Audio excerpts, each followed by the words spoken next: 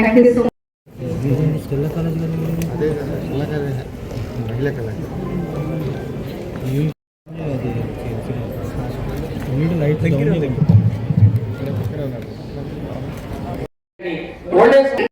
విధానంలో చాలా మంది గిరిజన ప్రాంతాలను దత్తత తీసుకుంటున్నారు. దయచేసి మీరు కూడా కొన్ని గిరిజన ప్రాంతాలను దత్తత తీసుకుంటే అక్కడ పిల్లలకి విద్య, వైద్యం, త్రాగునీరుకి మీ వంతు సహాయ సహకారాలు అందించమని నేను ఈ సభాముఖంగా మిమ్మల్ని కోరుకుంటున్నాను. ఎందుకంటే గిరిజన ప్రాంతాల్లో ఈ మధ్య కాలంలో అందరూ కూడా చూస్తున్నారు, సికిల్ సెల్ ఎనీమియా చాలా ఎక్కువగా వస్తోంది. అలాగే అక్కడ కూడా చాలా హాస్టల్స్ లో పిల్లలు చదువుకుంటున్నారు. అక్కడ అన్ని రకాలుగా వసతులు కల్పించడం ప్రభుత్వం చేస్తోంది. కానీ ఇంకా మనం 100% ఇచ్చినా ఇంకా ఎక్కడో ఒక దగ్గర ఏదో ఒక ఖచ్చితంగా లోపం ఉంటుంది, ఎక్కడో దగ్గర ఏదో ఒక కొరత ఉంటుంది.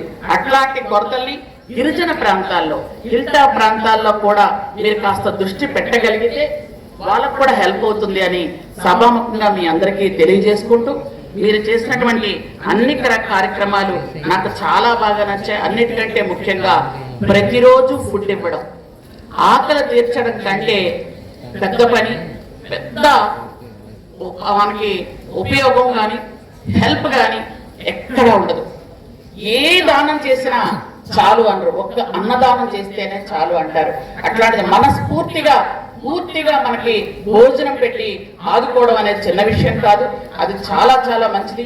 ప్రతిరోజు కూడా ఫుడ్ ఇవ్వడం అనేది కూడా చాలా మంచి విషయం. ఇలాంటి మంచి కార్యక్రమాలు కూడా చేస్తున్నారు. ఇంకా ఓల్డేజ్ హోమ్స్ కూడా ఏర్పాటు చేస్తామన్నారు. చాలా జిల్లా ఇన్ఛార్జీలు, విజయవాడ ఇన్ఛార్జీలు వాళ్ళందరూ కూడా మన ముఖ్యమంత్రి నారా చంద్రబాబు నాయుడు గారు నిరంతరం చెప్పే P4 అనే కార్యక్రమాన్ని ఒకసారి మీరు అవగాహన పరుచుకొని దాని ద్వారా కొన్ని కుటుంబాలని వాళ్ళ పూర్తి బాధ్యతలు తీసుకుని ఆ కుటుంబంలో చదువుకునే పిల్లలకి టోటల్ ఆ యొక్క చదువుకు అవసరమైన ఫీజులు కావచ్చు, అవసరమైన వసతులు కావచ్చు అన్ని కూడా కల్పించి, అదేవిధంగా తల్లిదండ్రులకి ఉపాధి, కనీసమైన ఉపాధి కల్పించి ఆ కుటుంబం పిల్లల చదువుల ద్వారా పేదరికం నుంచి బయటికి తీసుకురావడానికి మీలాంటి సంస్థలు ముందుకు వస్తే ఈ రాష్ట్రంలో కాదు దేశంలో పేదరికాన్ని మనం ఎంతో దూరంగా తోలేయచ్చు. ప్రతి ఒక్కరు కూడా పేదరికం కాకుండా మిడిల్ క్లాస్ గానో లేదా ఉన్నత క్లాస్ గానో బతికే అవకాశాలు రావాలంటే మీ పోటీ వాళ్ళు ఎంతో మంది ముందుకు రావాల్సిన అవసరం. గొప్ప కార్యక్రమాన్ని నిర్వహిస్తున్న మల్బార్ కంపెనీ నుంచి ఆల్ ఇండియా ఇన్ఛార్జ్ శివరాజ్ గారికి మనస్ఫూర్తిగా నేను కృతజ్ఞతలు తెలియజేస్తున్నాను. ఎందుకంటే కింద సంవత్సరం కూడా ఏ హాల్లో వేలాది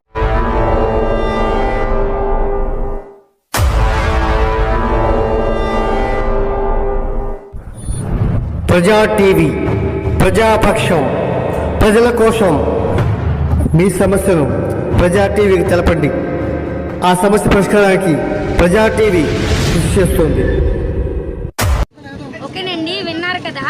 మా ప్రజా టీవీని సబ్స్క్రైబ్ చేయండి, షేర్ చేయండి, అలాగే కామెంట్ కూడా పెట్టండి, నచ్చితే లైక్ కూడా చేయండి.